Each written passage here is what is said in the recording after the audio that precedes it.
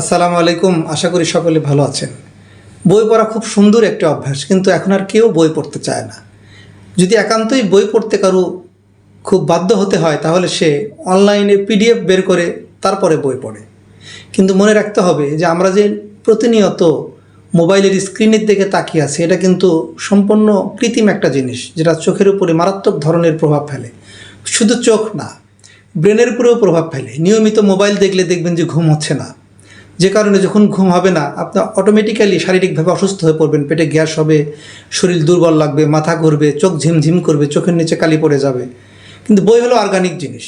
যখন বইয়ের পাতার দিকে আপনি তাকাবেন, এই বইয়ের পাতা কিন্তু ঘাস, লতা পাতা, বিভিন্ন প্রাকৃতিক জিনিস দিয়েই তৈরি হয়। সেগুলোকে মন্ড আকারে কাগজ তৈরি হয়, সেই কাগজের পরেই কিন্তু লিখিত আকারে বই তৈরি হয়।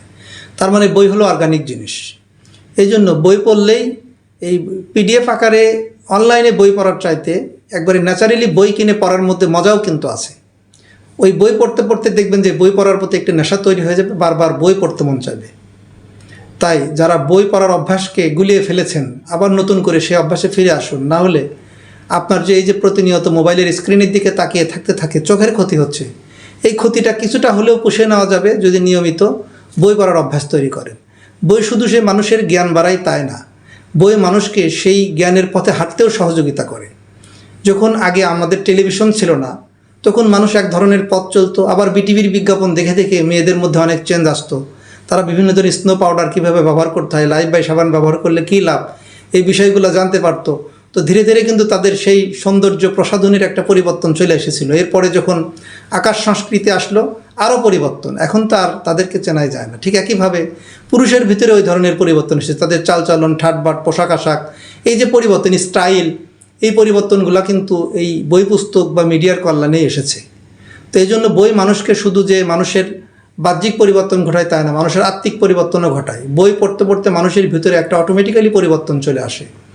বই পড়ার অভ্যাস মানুষ ভুলে গিয়েছে। আগে তো লাইব্রেরিতে মানুষ পাওয়া যেত, এখন লাইব্রেরিগুলো ফাঁকা শূন্য অবস্থায় পড়ে থাকে। বই পড়ার অভ্যাস মানুষের কমে গিয়েছে। কিন্তু মানুষকে যদি বইমুখী করা যায়, শিশুদেরকে যদি বইমুখী করা যায়, মোবাইলমুখী কম করা যায়, তাহলে যেটা ঘটবে যে তারা মোবাইলে বই কিছু পড়তে পড়তে বা ভালো জিনিস দেখতে দেখতেই কিন্তু খারাপ বিজ্ঞাপন চলে আসে, সেদিকে তাদের চোখ যায়। তো তাদেরকে কিন্তু তখন কন্ট্রোল করার কোনো উপায় থাকে না।